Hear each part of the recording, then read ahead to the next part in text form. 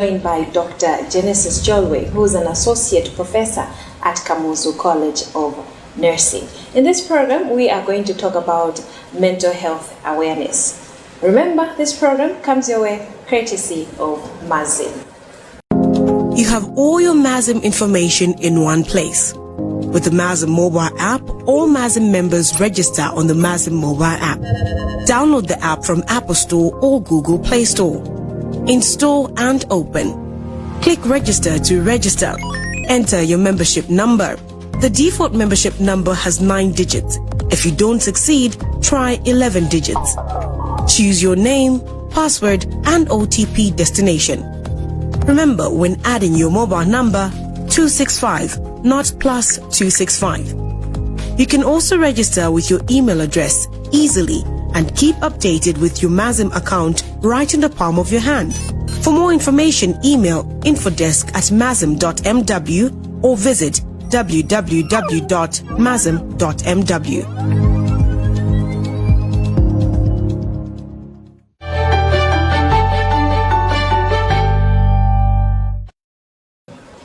Welcome to this program, Dr. Jolwe. Thank you, Sarah. Congratulations, by the way. In our previous programs, I used to introduce you as senior lecturer at Kamuzu College of Nursing, now associate professor. Thank you. So, like I said, in this program, we're going to talk about mental health awareness. But before we go into the details of our topic today, if you could just briefly explain to us maybe what is mental health? Generally, when we talk about mental health, we're talking about how people relate to themselves, how people relate to others, to the environment. So basically, we're talking about relationships. For example, people who are mentally healthy, they are able to love other people. They are able to respect other people. They are even able to postpone gratification. They are able to work productively in a community. I can go on and on to describe the characteristics of a person who is mentally healthy. So all in all, mental health is part of the total health of a person.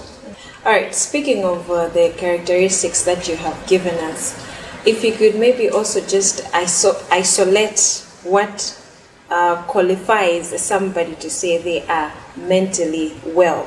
Not mentally well in a sense that in Chichewa would say, but in this case we're talking about the mental stability, not being stressed, not being depressed. Okay, well, if somebody is mentally healthy, all of us at a certain point we get stressed out, we get anxious, we are afraid, but maybe it does not necessarily interfere with our day-to-day activities or our day-to-day functioning in various spheres like work, school, maybe other social environments. So a person who is mentally healthy is able to function productively, and I would call it normally, in their day-to-day life. Even if maybe they are stressed out or even if they are threatened. So in other ways, they are able to cope and they are able to adjust to the changes in their environment. Like currently, we're talking about the outbreak which is before us. Yes. Yeah. So a mentally healthy person will be able to cope with the fear or the threat of COVID-19 and be able to adjust with the restrictions maybe imposed as preventive measures as well. So on the issue of mental health, we have a lot of maybe things that would be encompassed in mental health. Yes. We're talking of depression, we're talking of anxiety. Yes. So we've heard some people where they say I had a mental breakdown. What exactly does this mean? When people have a mental breakdown, what it means is that they are unable to cope with a life event, or they were overwhelmed with a life event or a stressor. So for instance, if there is a loss in a family, somebody maybe has passed on, you'd see that there would be some people who might interpret it as maybe that's the end of their life. So they would not imagine any form of their existence after the passing on of their relation. So they might end up they might end up not being able to, I would say, to express themselves in a normal way. Maybe they would be crying, they would be feeling guilty, maybe thinking that they never did enough to protect their relation.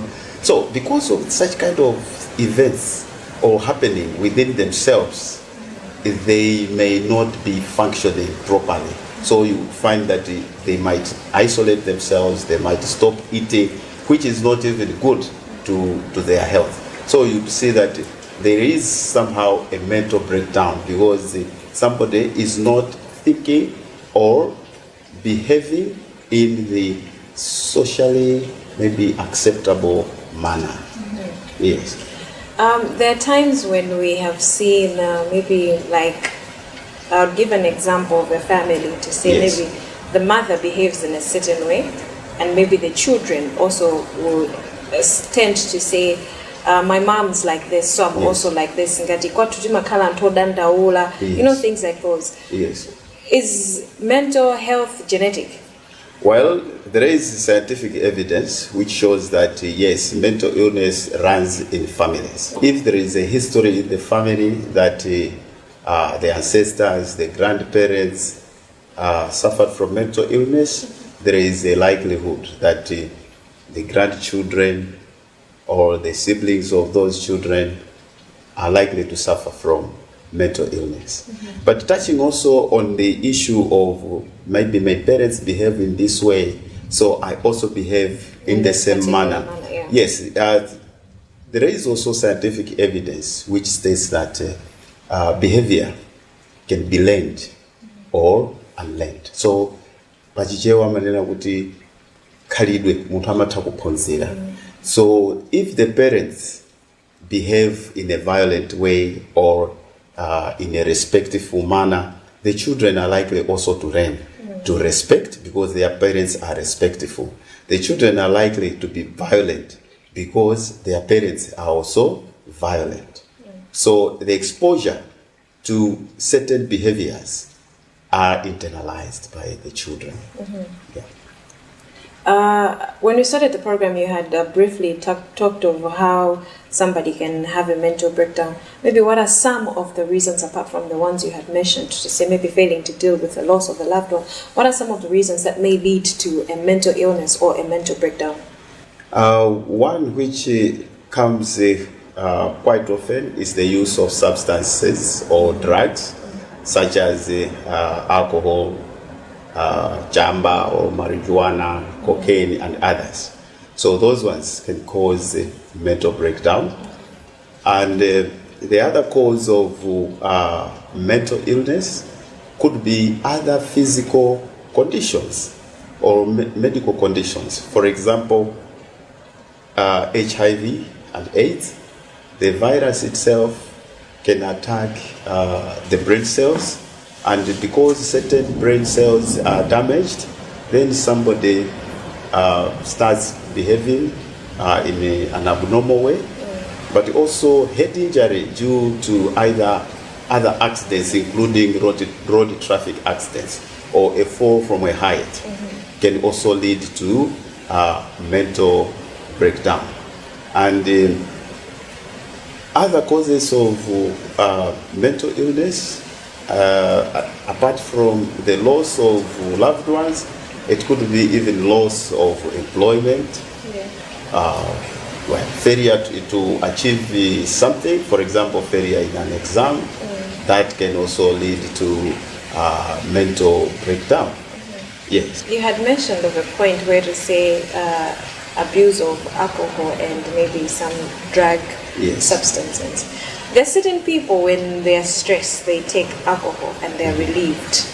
Is there a certain amount which you exceed that can lead to problems? I think alcohol per se should not be used as an effective mode of coping with a stressful event. So using alcohol as a way of dealing with a stressful event is not the right thing. It's not recommended in the first place. Yeah, it's not recommended. Because what happens is when you take alcohol, you get drunk. Some even take jamba, they yes, feel you high. feel high, but you haven't dealt with the problem. Once the levels of alcohol or the substance have gone down, you go back to face the problem.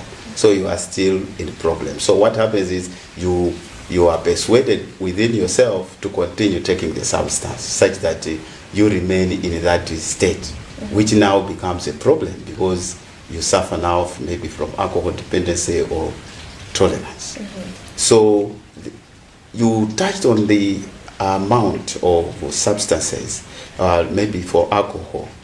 I would say that it is recommended that for people who drink alcohol, they can take 3 standard beers for men per day.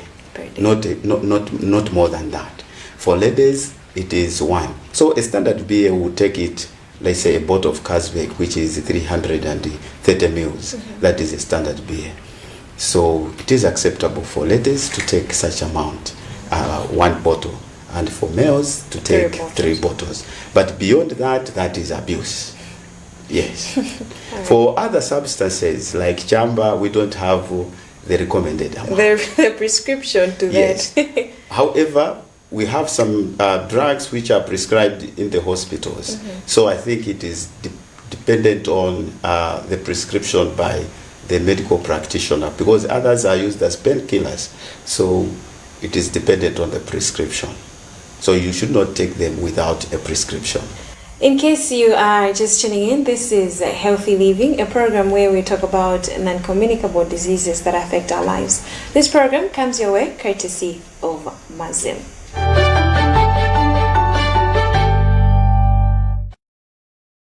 Life is an up and down journey where anything can happen at any time. But at any time, you have peace of mind with Mazim. Mazim offers all-inclusive affordable medical aid cover in various packages of schemes in line with your budget, with a promise to take care of you and your family in that time of dire need. From giving you access to medical services at hospitals locally and abroad, emergency evacuation, dentist, and optical care, all the way to funeral benefits. Mazim is there holding your hand, keeping you covered.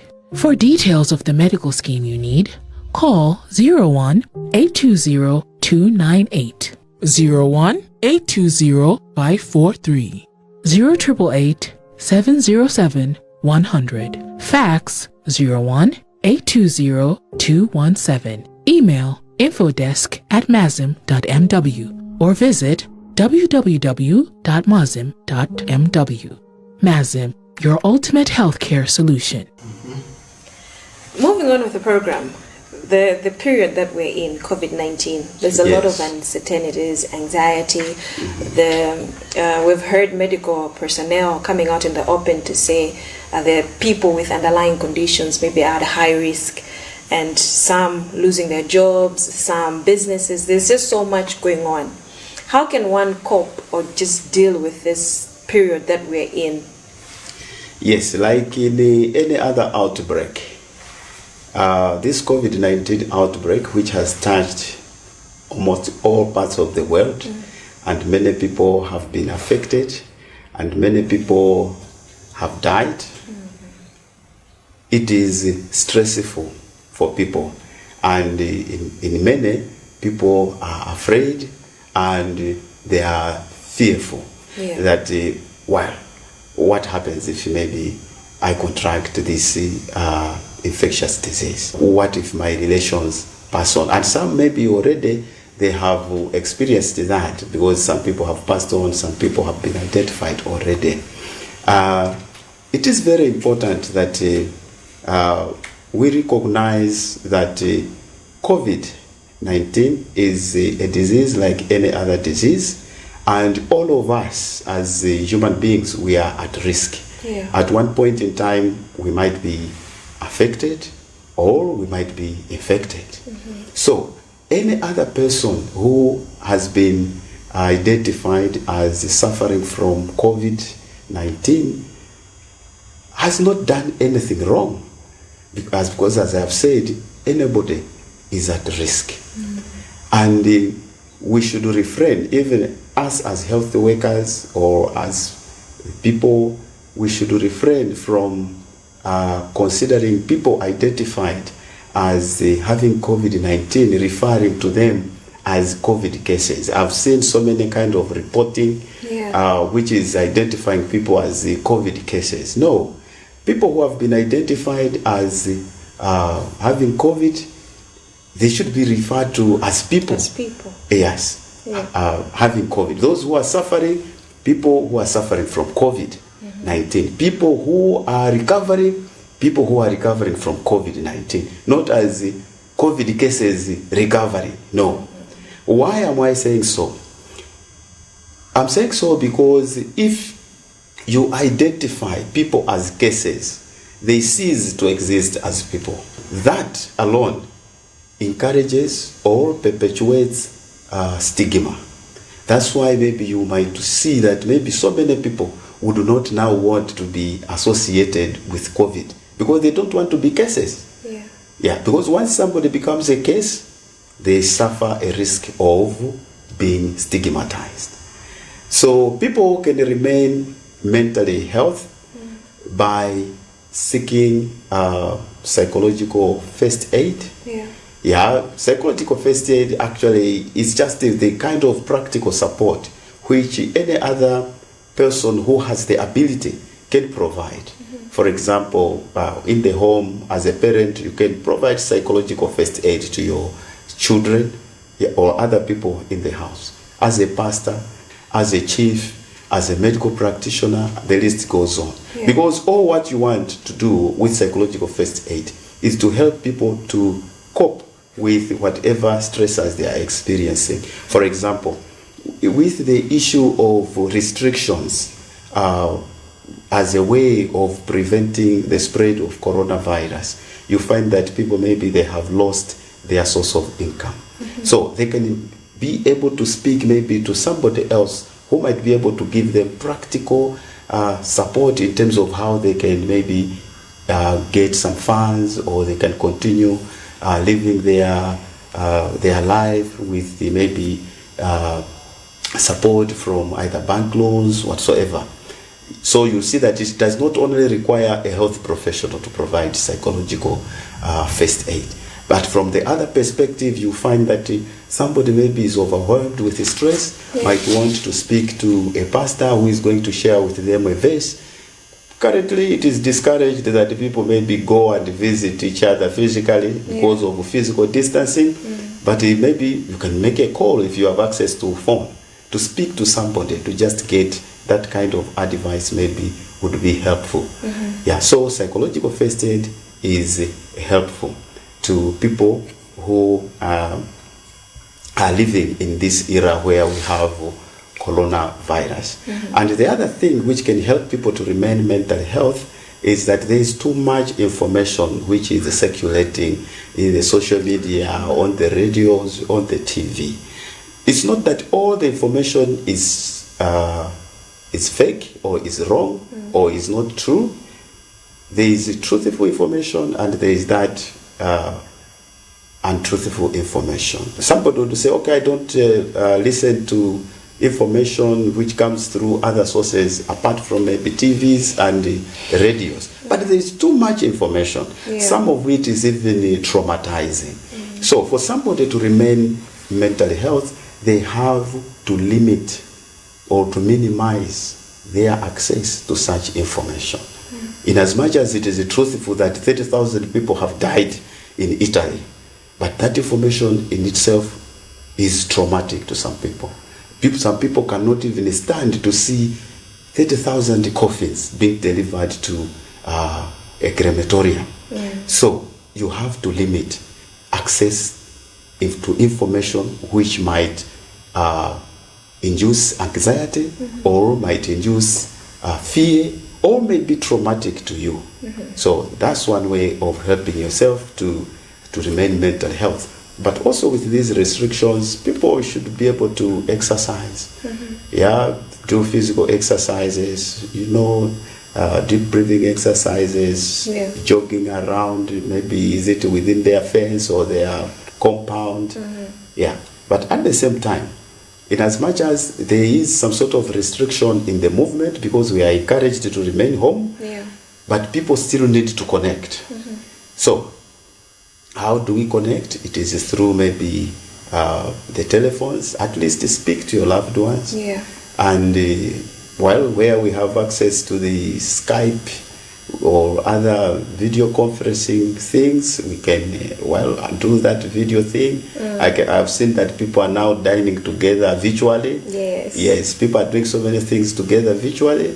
Yeah, but still at home as well, we as parents, we still need to connect with our children. It's not that because the children are at home, then there is physical distancing, then we leave the children in their rooms. So no, we need to keep on checking what is it that they are doing and attending to their anxieties. You'll be surprised at the questions that the young ones would ask you. Maybe a standard 1 girl, a standard 2 girl will ask you, when is coronavirus going to come to an end? I'm missing my friends at school. Yeah. So attend to their anxiety, reassure them accordingly, and give them hope that corona indeed is a very serious condition. People die, but one day maybe it will come to pass, and they will still be able to go to school and meet their friends. Yes. All right. Thank you so much for sharing with us information on how we can cope in this season that we're in of the coronavirus, where we're confined in our homes and life is not as usual as we knew it.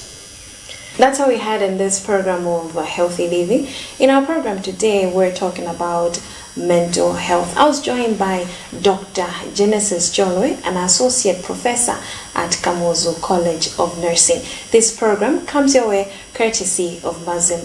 In our program, he had mentioned of keeping fit. In as much as we're home, we can do a little exercise. The next segment coming is physical activity.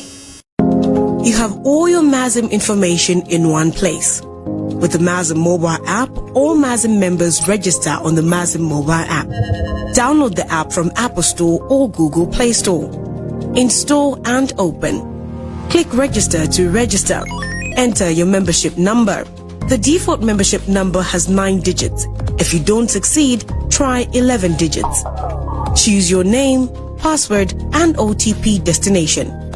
Remember, when adding your mobile number, 265, not plus 265.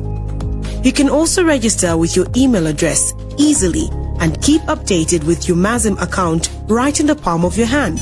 For more information, email infodesk@masm.mw or visit www.masm.mw.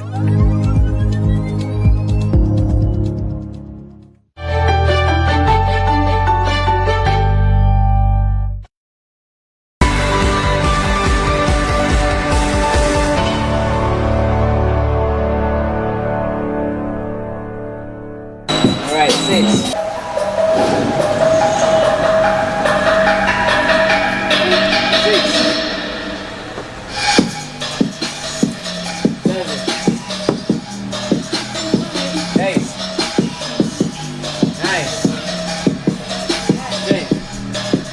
Five more. Let's go. 1, 2, 3, 4.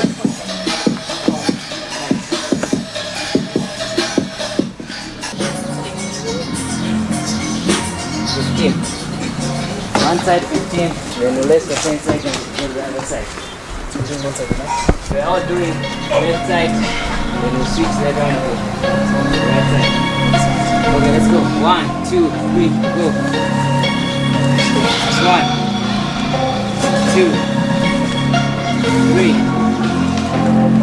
4, 5, 6, 7, 8, 9, 10. 5 more. Let's go. 1, 2, 3,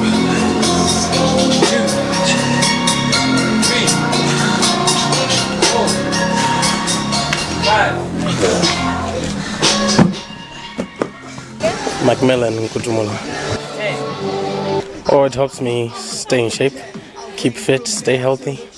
and just generally you feel good. Yeah, well, because most people, eating fatty foods, takeaway, whatnot, then you loaf behind the TV. So when you do like exercises like this, morning jogging, bike riding, we go hiking, I believe it keeps your body active. And therefore, when it's active, I believe that you stay fit and you stay healthy. Yeah, you're not prone to any diseases or anything.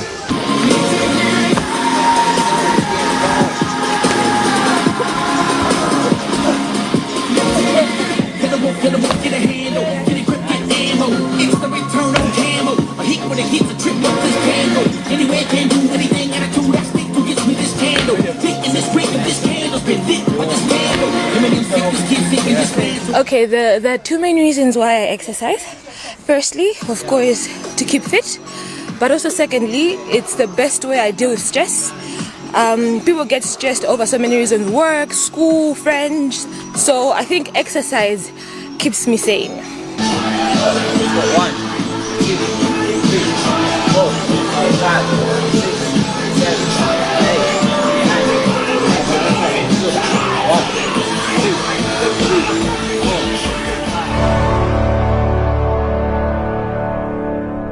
The need for physical activity cannot be overemphasized. Like we always say in this program, there are a lot of non-communicable diseases that can attack us, non-communicable diseases that can come our way because we are just sitting at home, eating, working, and not involving physical activity in our everyday to-day life. Be there again next week, same time, same place, when another edition of this program comes your way. My name is Sarah Shilora. Always remember, a little exercise doesn't hurt, even if it means walking.